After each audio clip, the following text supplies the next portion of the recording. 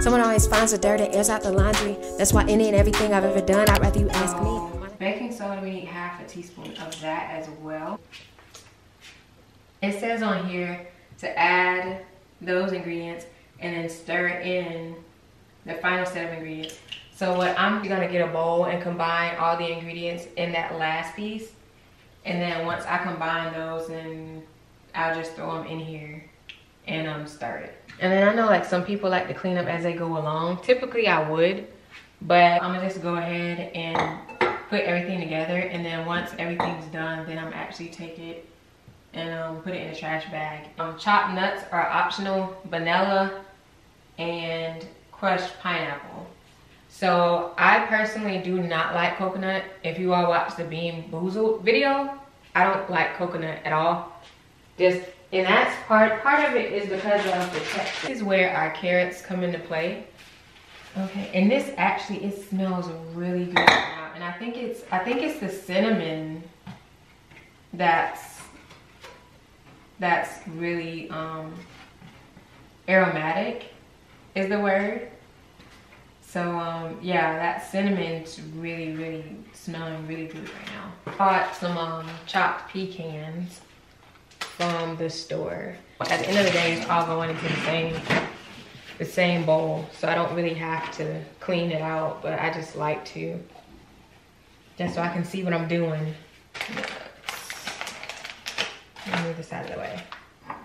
I mean, it's pretty close to half a cup, so I'm just gonna use what I got, you know? If I hadn't dropped all the other pecans all over the place, then I probably could have had half a cup. But we won't talk about that, so. Straight up, okay? And then I need half a teaspoon of vanilla. And that's one thing that I don't care for. So like, you know, when you go and you look for vanilla, so there's one thing called pure vanilla flavor, and then there's actually vanilla extract. I personally like vanilla extract.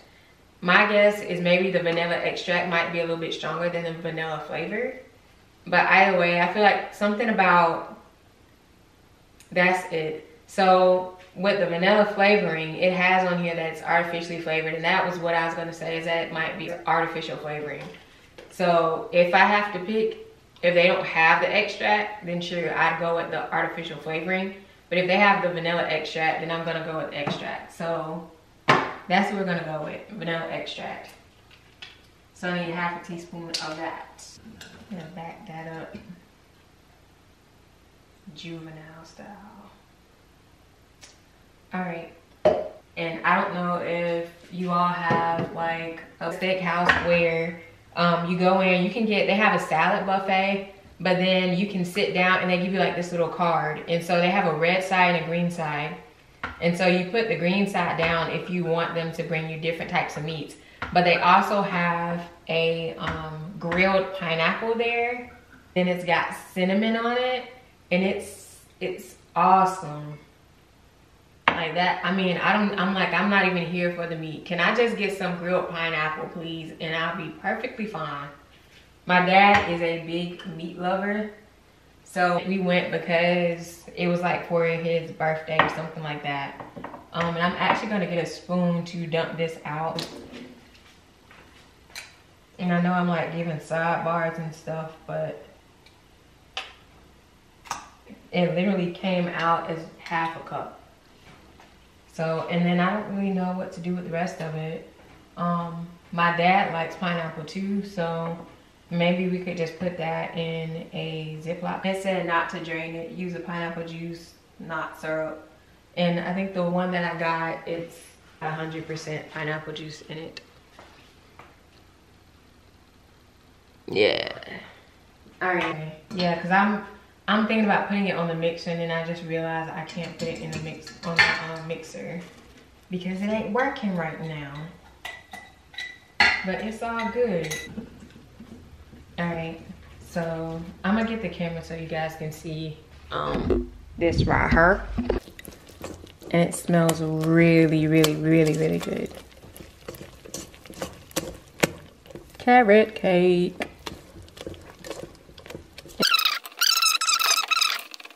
Once I finish this, like it said, put it in a lightly greased pan. Well, the thing about it is, usually I would spray the pan with Pam, or you know, even olive oil. You could get olive oil on a paper towel and then just run it around the pan. But I'm not doing either of those because for whatever reason, my cakes always seem to still stick. So I don't know if it's because I'm not using enough oil. And I know like some people also put flour in the bottom of the pan to keep the cake from sticking. So I'm just gonna put parchment paper. I'm gonna put that in the pan.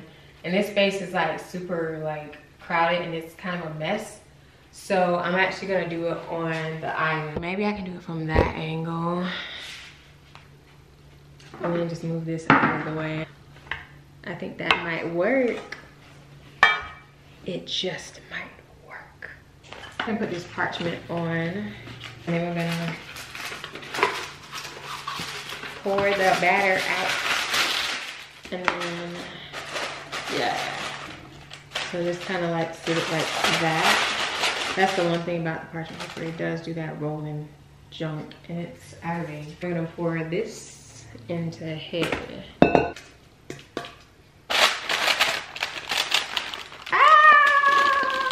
Might not work the way I want it to. We'll see. We will see. I'm gonna straighten it up right quick. I really hope this does not come out looking funny. I really hope it doesn't. Because my biggest thing is that it sticks to the pan a lot, so that when you dump it, it doesn't always come out right away. And then you end up losing part of the cake because of it.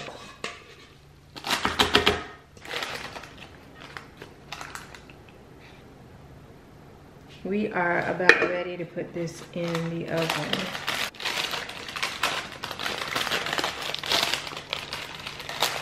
Don't do what I'm doing. Okay, so we're gonna lift this up real quick.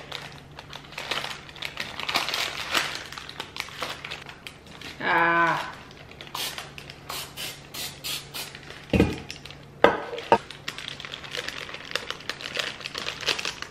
Straight like that, man. And then another little tip about this, which I'm gonna actually have to do, to wipe around the edges. Because the thing about that is if you don't wipe around the edges, it'll burn, like around the sides. It'll burn if you don't wipe it. So that's what it looks like now. And then I'm just gonna wipe around the edges here.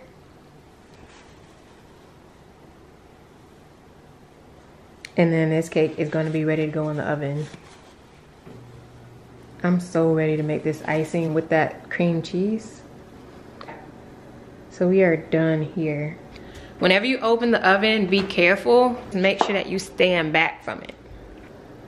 So, and I'm sure this is probably gonna stick to the sides, but you know, everybody advertises a non-stick pan. If you all know of one that legitimately is as advertised, let me know because I would love to have one. All right, so we're gonna set this for 28. Because it said 25 to 30. So I feel like that's a pretty, like, it's in between 25 and 30. Pretty safe, right? So I'll see you guys in a little bit. All right. Okay, y'all, so the cake is almost done.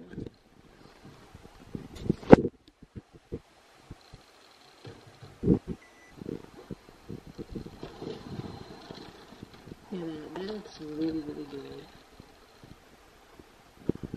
So one of the things I like to do, is kind of recommend it too, is, let me see, I gotta find a toothpick. So that's how it looks. It looks really, really good. And that's one thing too, is that if you get out a hot pan from the oven, you don't want to put it on your countertop. Just because it could possibly cause your countertop to crack just due to the high heat. But that's what it looks like. So I'm gonna let this cool and then I'm gonna put the icing on it. All right, so y'all know how my mixer wasn't working, right? So I actually used a hammer because pretty much the only issue was that this was bent. I can actually change the settings on it. So I'm actually gonna try to make my icing with this mixer, and let's just keep our fingers crossed that it works. I mean, otherwise the cream cheese is not room temperature yet, and it's gonna be difficult for me to mix by hand. So if I can get this mixer to work, then we can go ahead and do the icing for the cake now. All right, y'all, fingers crossed. Ooh, it works, it works, it works. Okay. 1/4 cup of butter and 8 ounces of cream cheese, 1 teaspoon of vanilla, and then 1 pound of powdered sugar. So I'm gonna put the cream cheese in there now.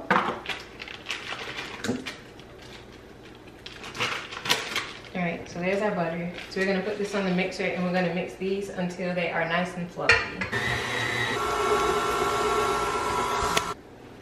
And just kind of scrape this out of the whisk just to make sure that I get a good mixture. So this is our 1 teaspoon of vanilla right here. I'm gonna put that in. A pound is 16 ounces, so basically we need 2 cups of powdered sugar. It's so funny how recipes tell you 1 pound of this, but then 1 cup of that, or 2 cups of this. It's like, why can't you just tell us 2 cups instead of saying 1 pound, you know? Like this bag right here is actually 2 pounds, but because this bag has been opened before, you can't really just say, oh, well, it's half of this bag. So, that right there, that's 8 ounces. Okay. Show y'all. It's really weird trying to like dump stuff in it with the whisk being right on top like that. So sometimes I just like to take the bowl off and then I'll dump my ingredients in it and then I'll put it back on the stand.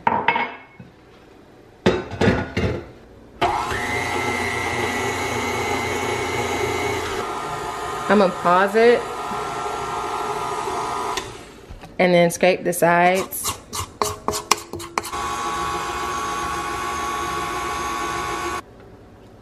That is really good. So you just rim the cake, so like, y'all see it. So basically you just run the knife around the rim of it before you dump it.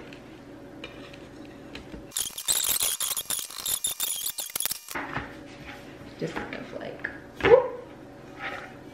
So there it is. Man, I need to cook cakes with you guys more often. It never comes out that clean. Like, look at this. Look at this pan right now. That thing is clean. I have never had a cake come out that clean, like ever. That's crazy. To move it, I can do like that and maybe kind of push it over, right? All right, so we're good. Out of the way. It smells good, y'all. It's recommended that you pretty much like pile this on the top and just kind of spread it.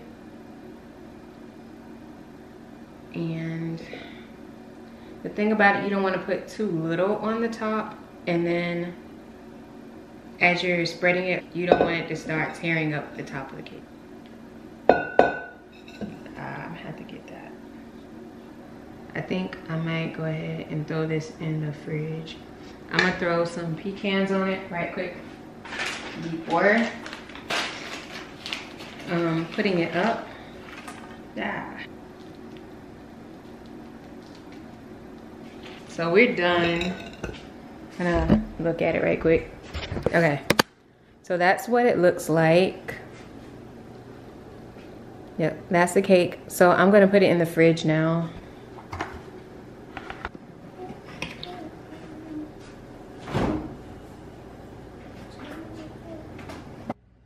Some of the nuts are falling on the side, but you know what? It's fine. It's good.